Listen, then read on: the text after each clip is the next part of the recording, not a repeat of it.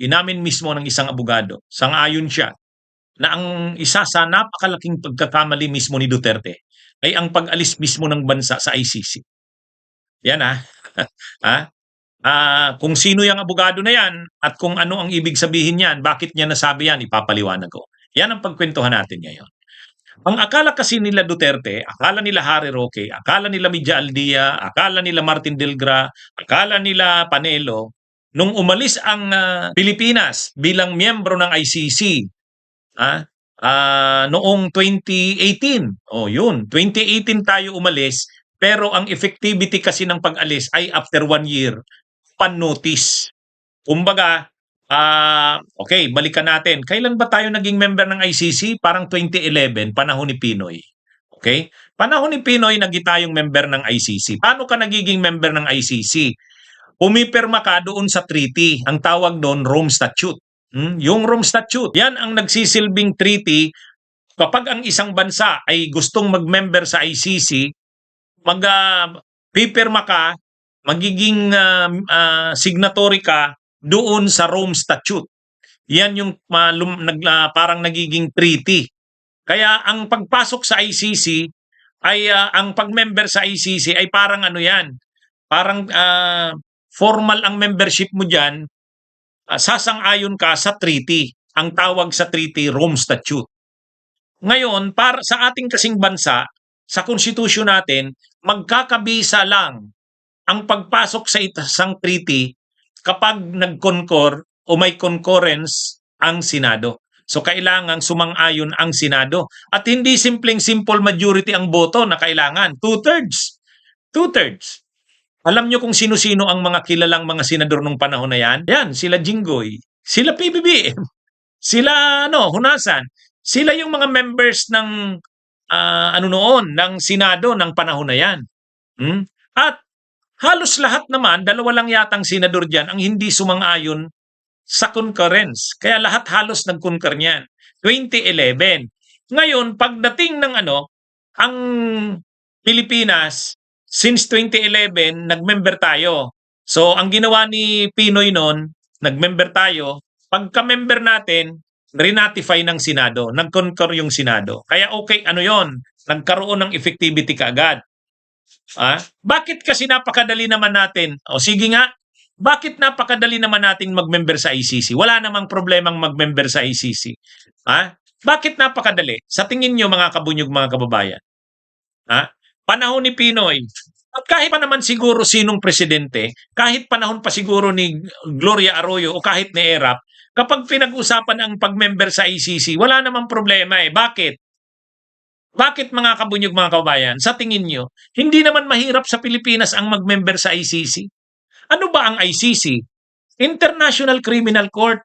Ano ba yung mga kaso na may jurisdiction siya sa mundo? Kapag ang mga kaso ay mga malulubhana, krimen laban sa sangkatauhan, crimes against humanity, genocide, war crimes. Ngayon, bakit naman madali tayong mag-decide? Kung ang usapin din lang naman, magme-member ba tayo o hindi? Bakit yung mga senador noong 2011, ang dali nilang sinang-ayunan? Bakit madaling magsang-ayon na pumasok tayo sa ICC? Alam nyo ang sagot yan? Simple lang naman. Unang-una, mga kabunyog, mga kababayan, tayo ay isang bansang Kristiyano. Sa atin, napakahalaga ng buhay ng tao. Kaya, kapag ang mga krimen ay crimes against humanity, mass murder, di ba? Di ba?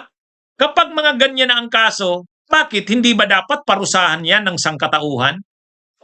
So tayo, nag-member tayo sa ICC kasi naniniwala tayo, kapag ang mga krimen na nagaganap ay pagpatay na ng napakaraming tao, hindi na yan simpleng krimen. Ano na yan? Krimen na yan laban sa sangkatauhan. Kaya tama lang, mag-member tayo dyan sa ICC. Ano ang example? Sa history kasi ng mundo, maraming mga krimen na hindi na simpleng krimen. Halimbawa, yung ginawa ni Hitler, yung ginawa ng mga Nazi. Imagine niyo, pinatay nila yung mga Jews. 6 million Jews. Crimes against humanity na yon. Genocide. Ito ngayon na nilitis nung isang araw, di ba may nasintensya na isang milisya? Isang milisya? Yung isang militia leader, sinintensya nung isang araw. Sudan. Bakit? Ay kasi doon sa mga bansa na yan sa Sudan, minamasakir ang mga tao, gini-genocide, ubusan ng lahi. So hindi na yan simple. Yung ginawa nila Pol Pot doon sa Kampuchea, yung killing fields, ay grabe yun. So ibig sabihin, dumarating sa history ng mundo, ang daming mga krimen na ang mga pagpatay ay maramihan. Kumbaga, genocide na yan, war crimes. Ngayon sa atin, wala naman tayong nakikita, never sa hinagap ng Pilipino na magkakaroon tayo ng isang leader na papatay ng ganyan karaming tao. Sa totoo lang. Monster! Monster, mga kabunyog. Bakit naisip ba natin na darating sa bansa natin na magkakaroon tayo ng isang leader na papatay ng ganyan karaming tao? Crimes against humanity? Wala. Kumbaga sa atin, sige na, mag-member na tayo dyan. Kasi wala naman sa atin yan. Hindi naman tayo magiging wala namang magiging biktima ng crimes against humanity sa Pilipinas. Wala namang magiging biktima ng genocide. Kasi ang tayo naman, pwede ngang sabihin, mga corrupt lang ang mga leader natin pero hindi mamamatay tao. Diba? Pwedeng ganun. Pwedeng ganun ang sabihin mo. Sa atin, ang mga leaders corrupt. Pero pagdating naman sa pag pumatay ka na ng 1,000 tao, 2,000 tao, nasa systematic, kailangan kasi ang crimes against humanity, systematic. Systematic, hindi pa isa-isa. At saka maramihan. O ngayon, hindi natin inisip yan. Kaya sa atin, yung pag-member sa ICC, walang problema yan. Kaya nga, ang dali namang niratify yan ng Senado noon. O ngayon ang problema, nagkaroon ng isang leader tulad ni Duterte. Nagkaroon tayo ng PNP chief na tulad ni Bato na o yan, tingnan nyo ang ginawa sa bansa natin. So sa kauna-unahang pagkakataon, ang Pilipinas ay nalagay sa mapa ng mga bansang may crimes against humanity. Di ba? Bakit? Sino ba ang mga bansang may crimes against humanity? Kampuchea, killing fields. Yung sa Sudan, yung sa Rwanda, yung sa Yugoslavia, yung sa Bosnia, tapos sa Hitler, yung yan ang mga crimes against humanity. Yung ginawa ng Japan nung panahon ng World War II. Di ba? Ngayon mga kabunyog, mga kababayan, biglang nagkaroon ng presidente ang Pilipinas na tulad ni Duterte. Di ba? Hindi natin inisip yan. Kaya nga sa atin, ang dali sa ating mag-member sa ICC. Bakit naman tayo matatakot yan? Hindi na, sa Pilipinas, ang mga leader natin kurakot. Pero hindi naman saklaw ng jurisdiction ng ICC ang korupsyon eh. Di ba? Hindi saklaw ng ICC ang korupsyon. Ang mga kaso na may jurisdiction ng ICC, war crimes, crimes against humanity, genocide, yung mga mass murder. Anyway, so nag-member tayo. Trinatify naman ng Senado. Problema, nang maupo si Duterte, talagang grabe ang ginawa niya. Maramihang pagpatay. Salamat na lang at may mga Pilipino na pumunta sa ICC taong 2017, 2018, kaagad-agad nag-file ng kaso sa ICC. Yan na yung grupo ng mga human rights groups.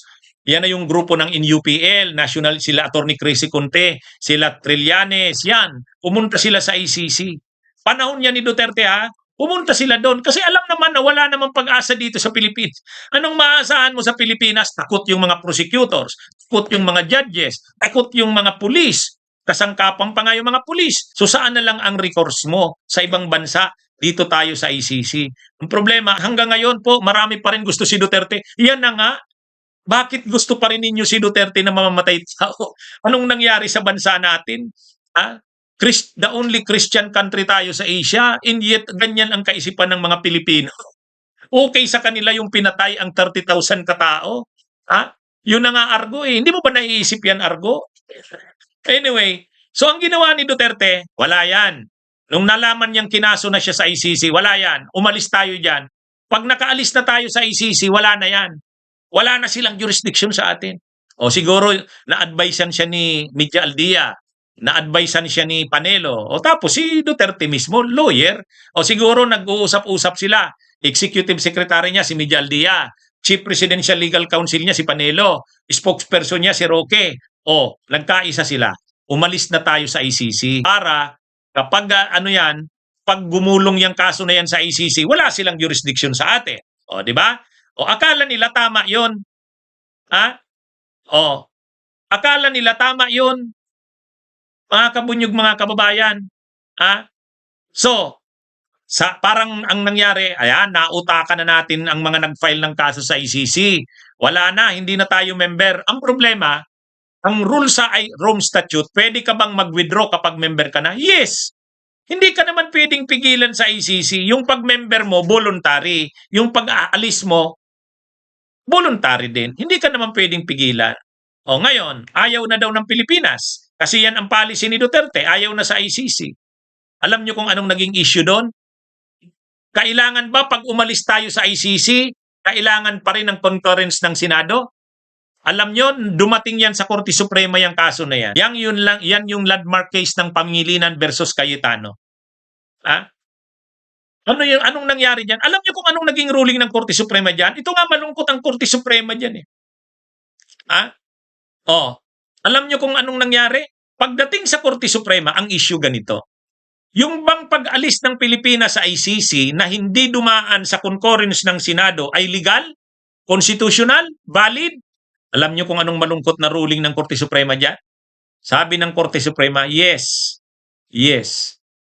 Ang may desisyon kung ano ang gagawin natin ay ang presidente. Siya ang chief architect ng ating foreign policy.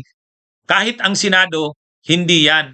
Ngayon, paano yan? Umalis yung Pilipinas bilang member ng ICC, desisyon lang ni Duterte. Yung Senado, hindi naman hiningi ang concurrence. Sabi naman ng Korte Suprema, yung pag-member, kailangan ng concurrence. Yung pag-alis, hindi kailangan. Kung nung mag-concur tayo, wala namang sinabi doon, na hindi natin, kapag umalis tayo, hindi kailangan pa rin ang concurrence. Kung nung nag-concur daw tayo o nagsang-ayon na magme-member sa ICC, ang sabi ng Senado, kapag umalis dito sa ICC, kailangan magpaalam uli sa Senado. Kapag mayroong ganon, kailangan. Pero kung wala naman, hindi na. Imagine nyo yung ruling na yan ng Korte Suprema. Kaya hindi maganda yung naging ruling ng Korte Suprema dyan sa kaso na yan. Anyway, natuwa na naman si Duterte, natuwa na naman. Natuwa sila Cayetano, natuwa sila Media Aldia, sila Panelo. Natuwa yung mga DDS kasi sinang-ayunan ng Korte Suprema. Valid yung pag-alis. Kahit walang pagsang-ayon ng Senado. O ngayon, akala nila, kajakpat sila. Ang problema ngayon, ang sabi ng ICC, ito na, di ba, yung pinag-uusapan na yung issue ng jurisdiction. Sabi ng ICC, ang sabi ng ICC, kahit naman hindi na kayo member, pero yung nangyari nung panahon ninyo na member pa kayo, yung 2011 to 2019, sako pa rin namin yun. Pwede pa rin namin yung panagutin kayo. Diyan na. Di ba? Di ba? Kaya ang nangyari, sabi ng ICC, hindi. Okay, valid yung pag-alis nyo. Wala kaming magagawa. Pero nung panahong member pa kayo, which is 2011 to 2019, mayroon kaming jurisdiction dyan. Yan na yun. Kaya ibig sabihin, patay. Mayroon pa palang jurisdiction. Di wala. Ngayon, bakit ko sinasabing napakalaking pagkakamali ni Duterte ang pag-alis sa ICC? Nung inaaresto na ngayon, inaaresto na si Duterte, ini-invoke nila ICC, Rome Statute. Ngayon, kahit ngayon, ini-interview si Israelito Torion, hindi daw pwedeng arestuhin si Bato nang hindi idadaan sa lokal na korte kasi sa Rome Statute daw, sa Rome Statute daw, sabi ni Israelito Torion, nakalagay daw doon, may sinite siya. Article 58 ba yun? O 56, Pasensya na. Mahirap na akong tumanda sa ganyan. May sinasite siyang article ng Rome Statute. Nakalagay daw doon, kapag inaresto ang isang may arrest warrant sa ICC, kailangan siyang idaan sa proseso ng lokal na korte at i-extradite papunta sa ICC. Yun daw dapat, sundin daw dapat yun. Kaya sabi ni Attorney Torion, dapat isundin ang Rome Statute. Kaya illegal daw yung ginawa kay Duterte kasi hindi sinunod ang Rome Statute. Tingnan nyo naman tong mga loko-loko pala tong mga to eh. Ayaw nyo na sa ICC tapos sabi nyo sundin ang Rome Statute. Yan yun. Kaya sabi ng isang abogado, sabihin ko na kung sinong abogado, si Attorney Andres. In-interview si Attorney Andres, sabi niya, ito yung problema eh. Ito yung legal consequence ng pag-alis ng Pilipinas sa ICC. Hindi mo na pwedeng i-invoke yung Rome Statute. Kasi kung hindi umalis ang Pilipinas sa ICC, para tayong may treaty sa ICC, therefore mag-a-apply ang extradition. Di ba? Ngayon, umalis na tayo sa ICC, o di wala na tayong treaty sa ICC. Di ba? Kaya sabi nga ni Attorney Andres, napanood ko yung interview, mali yung sinabi ni Torion. Mali yung sinabi ni Attorney Torion kasi sabi ni Attorney Torion dapat sundin yung Rome Statute. Paano mo susundin ang Rome Statute? Umalis na nga tayo. Ha? Oh. 'Di ba? Ngayon na umalis na tayo tapos tinatamaan na kayo. Ang consequence ng ginawa nyo, hindi nyo na pwedeng i-invoke ang Rome Statute. 'Di ba? Paano mo i-invoke ang Rome Statute na gamitin yon, sundin yon? Dapat sana, hindi, ano ba yung Rome Statute? Ang Rome Statute nga, yan nga yung treaty ng ICC. Ang nakalagay doon, kapag may aarestuhin na may warrant of arrest sa ICC, kailangan muna doon sa bansang inaresto siya, i-turn over muna siya sa lokal na korte doon. Tapos dadaan sa extradition process. Yan yung Rome Statute yan. So ngayon, ang problema, umalis na tayo sa Rome Statute. Hindi na tayo doon, member, hindi na tayo signatory. Nag-withdraw tayo bilang member ng So, hindi mo na siya pwedeng i-invoke. Yan yung legal consequence ng pag-alis natin sa ICC. Kung member pa sana tayo ng ICC, yung ICC mismo, yung Rome Statute mismo ay in effect pa sa Pilipinas. Kaya ang nangyari dito mga kabunyog, mga kababayan, sabi ni Attorney Andres, yan ang isang napakalaking pagkakamali ng Duterte. Kasi sa ngayon, dapat sana, kung ngayon sana mayroon pa tayo, member pa tayo ng ICC, ang Pilipinas sana sinusunod pa yung Rome Statute. Ang problema, hindi na tayo pwedeng sumunod sa Rome Statute, hindi naman tayo na signatory doon, umalis na tayo eh. Sinong may kagagawa ng pag-alis doon? Si Duterte. At question na yan sa Korte Suprema, ang sabi ng Korte Suprema, valid yung pag-alis ni Duterte. O di wala na. Wala na. Tapos ngayon, dahil naaapi kayo ngayon, kasi wala nang Rome Statute, ang sinusunod nila ngayon ng Pilipinas, Interpol eh. Di ba? Ang sinusunod nila ngayon ng Pilipinas, Interpol, yun ang paulit-ulit na sinasabi ni Boying Rimulya sa ni Junvic Rimulya. Kami, magko-cooperate kami sa Interpol, hindi sa ICC. O, di ba? Kasi hindi na tayo member ng ICC. O. Pero kung member pa tayo ng ICC, kailangan nating sundin yung Rome Statute. At sa Article 56 ba yun? Ha? Anong article ba yun? Pasensya na, hindi ko natandaan yung sinasite ni Torion. O, kailangan dumaan sa national law. O, ibig sabihin ng national law, domestic law, yung ating batas. Kahit naman ang Rome Statute, rine-recognize yun. Sabi ng Rome Statute, kapag may inaresto sa bisa ng ICC arrest warrant, idaan sa domestic law, sa national law ng bansa. O, nakuha nyo mga kabunyog, mga kababayan? Ay ngayon, ang problema, di wala na, hindi na tayo member ng ICC, hindi na tayo dapat sumunod doon sa Rome Statute. Ano na ang susundin natin? Yung sarili na nating batas. Yung Republic Act 9851 o 9851 ba yun? Section 17. At anong nakalagay doon? Surrender. Surrender. Republic Act 9851 na lang ang sinusunod natin. Ay sa Republic Act 9851, ang pagpipilian natin ay surrender or extradition. O kanino tayo mag-i-extradition?